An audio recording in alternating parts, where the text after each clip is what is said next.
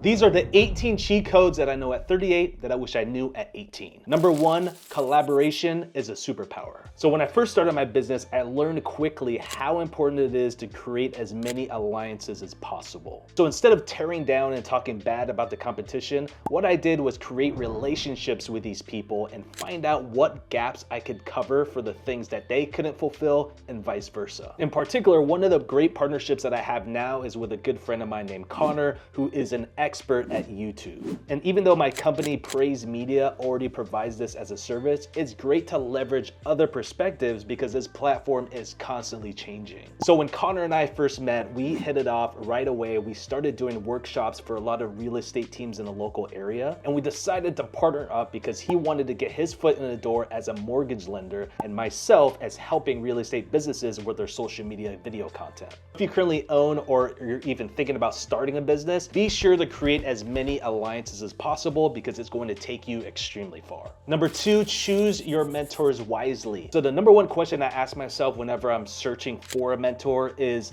have they accomplished what I want to accomplish? It's extremely important before you move forward with a mentor is to really vet them and see if they have the receipts or proof of what they say they accomplished, and also if their attitude or their personality vibes with yours. At the end of the day, you're spending a lot of energy and time in learning from this person, so it's really important to really do your due diligence. Number three, don't take advice from everybody. And this is going to come across a lot in your entrepreneurial journey. You're gonna be getting advice from a lot of people, from family, from friends, from loved ones, from coworkers, what have you. And it just seems that everybody has an opinion about something, especially when they don't have an expertise in it. So the number one question you need to ask yourself from the person that's giving you advice is, has this person walked a similar journey as you? And have they accomplished or are they going to accomplish something that you haven't accomplished yet? So again, you're gonna be coming across a lot of people who are going to share their peace of mind, and it's gonna be your job to see if that advice makes any sense. Number four, don't give advice to everybody. This is big because I learned this quite quick that a lot of people just want you to listen to their problems or issues, especially women. So depending on the type of relationship you have with the specific person, it's really important to weigh,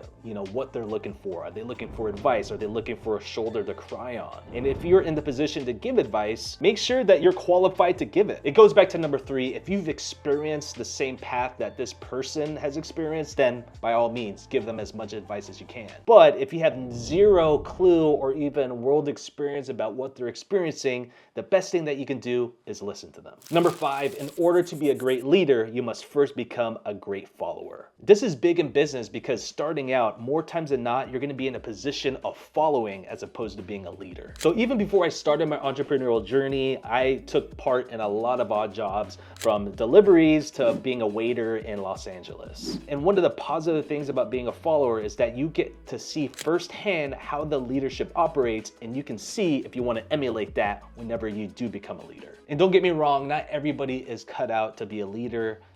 Not everybody's even cut out to be a follower. But do not be surprised if you're going to be a follower in the beginning of your journey, because, and when you are a follower, this is the perfect time to learn, to grow, to expand, and to build up your skills. Number six, laugh often. This is something that I'm constantly working on to this day. And with everything that's going on right now in this world, sometimes it's very hard to laugh and keep a sense of humor. But what I learned is that when you have a sense of humor, not only are you great to be around, but you also give off a positive energy that's contagious to everyone that you spend time with. So if you watch any of my past videos, I talk specifically how laughter can release a lot of tension and stress. And it can also help you be comfortable in a lot of ways, whether it be public speaking or speaking on camera like this. Like what they always say, laughter is the best medicine. Number eight, invest in yourself like a madman. So I learned about this in my mid to late 20s on how important it is to really invest yourself. And what I learned is that when you invest in yourself, there's usually three pillars. One is going to be your health and fitness, so working out, supplements,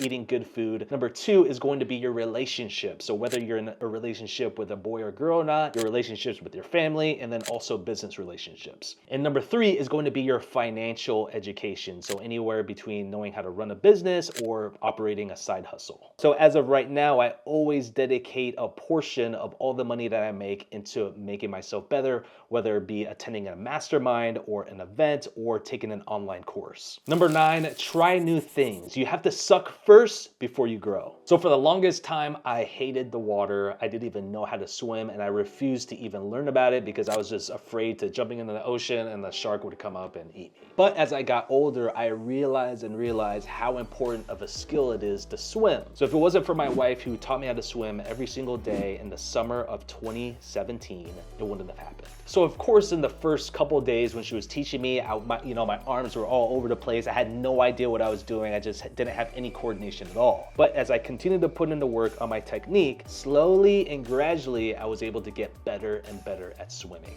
So even though I'm still not 100% a water guy right now, I can hold my own swimming. Hey, thanks so much for watching so far. Hope you enjoyed this video. If you found any value at all, please hit that like button as well as the subscribe button so you won't miss any future videos. Also, if you need any help implementing anything that I've gone over in the presentation so far, be sure to book a free call with my media team, and you can access that by hitting the link down in my description. We have a full done-for-you service where we handle every aspect of the content creation process. So all you have to do is dedicate about 2 to 3 hours to us every single month, and then you can focus on other aspects in growing your business. Can't wait to work with you.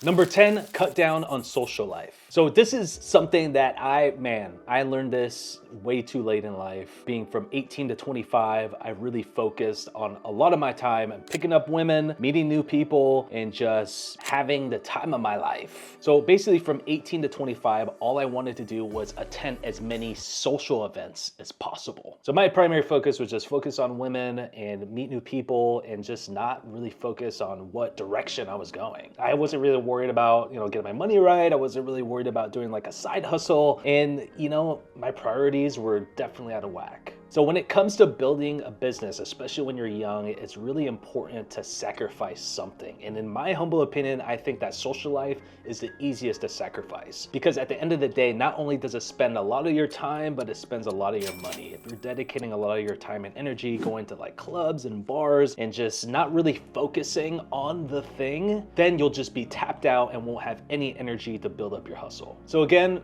in my opinion, social life,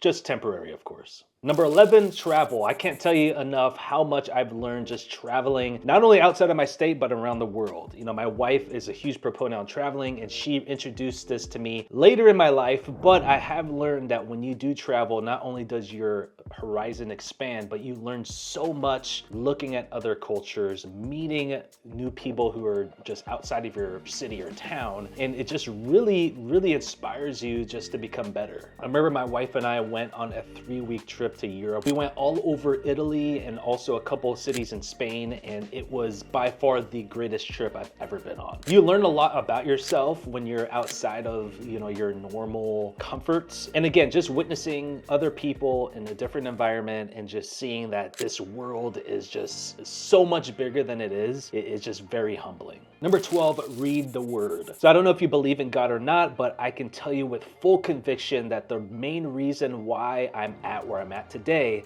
is because of my relationship with God. So dedicating just a few minutes a day reading the word. I even dedicated the whole year last year of reading the Bible from end to end. And it's amazing how much you can learn and how many new things you can learn by reading the Bible. I've applied a lot of the lessons that I've learned in my relationships with my wife, with my friends and loved ones, as well as running my business. And so if you haven't read the Bible before and you're planning on reading it, I would strongly suggest reading the book of Proverbs. There are a lot of great key and life lessons in that book, and it's very relevant to this day. Number 13, don't worry about women. And if there are any females watching this video, don't worry about men.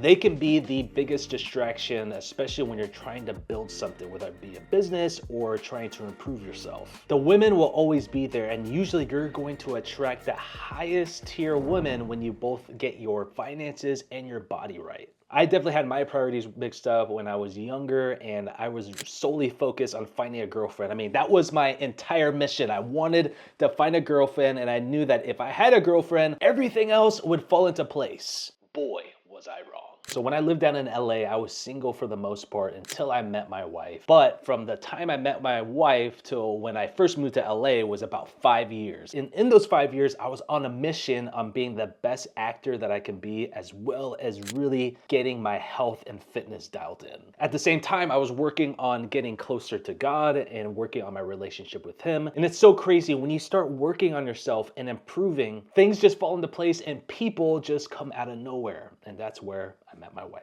Number 14, never blame anybody else but yourself. Like the old saying goes, if you're right, it's your fault. If you're wrong, it's your fault. It's amazing how freeing life gets when you take full responsibility and accountability for all of your actions. And a lot of people fall into the trap of playing victim and not taking any accountability for anything, especially when it's their fault. And it's easy to fall into that mindset. So the sooner that you realize that you need to take accountability for everything that you do, the sooner that you realize that you have more control than you think. And what I mean by that is that obviously there's a lot of things out there in life that you can't control, such as like what people say about you or what things will end up as. But at the end of the day, when you focus on the things you can control, such as your attitude, the way you treat people, and the way you react to things, you're gonna have peace of mind. Number 15, relationships over money. So one of my mentors, Brad Lee, told me a story I'll never forget. So him and Grant Cardone used to be very great friends. They even had a partnership where Grant took some of his business and placed it on Brad Lee's famous VT training software. This is where Cardone could create content and put it on a platform which Brad Lee owned,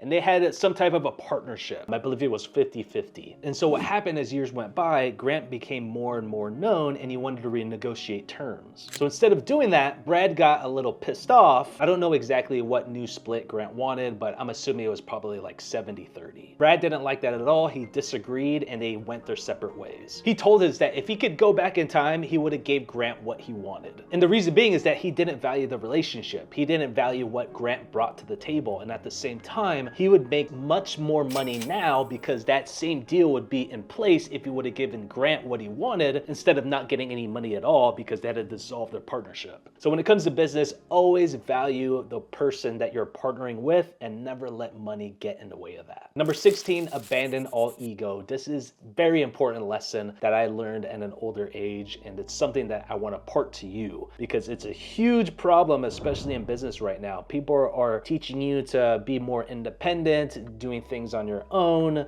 speaking up for what you believe in, which is fine, but it always has its time and place. But when you work with a team, it's very important to check your ego at the door and listen to what everybody has to bring to the table. It doesn't matter what expertise you have. It doesn't matter how important you think you are. What's important is that you guys work together and accomplish the mission as a team. Ego is the poison for any downfall, whether it be yourself, in a relationship, in a partnership, or on a team. If you want to go further in life, drop all ego. Number 17, listening will be your best friend. So my acting teacher down in Los Angeles was great because he taught us not only the technical aspects of acting, but the most crucial part of acting, which is listening. So it's not just enough hearing what someone is saying out of their mouth, but there's also the small things such as their body language. So are they folding their arms when they're talking to you? Are they angling themselves, making it look like they want to leave the room and not really talk to you? You know, seeing the creases in somebody's eyebrows and forehead. There's so many small things to look for when you're listening to somebody. So I encourage you not to only hear the specific words that are coming out of someone's mouth, but also listen to their body.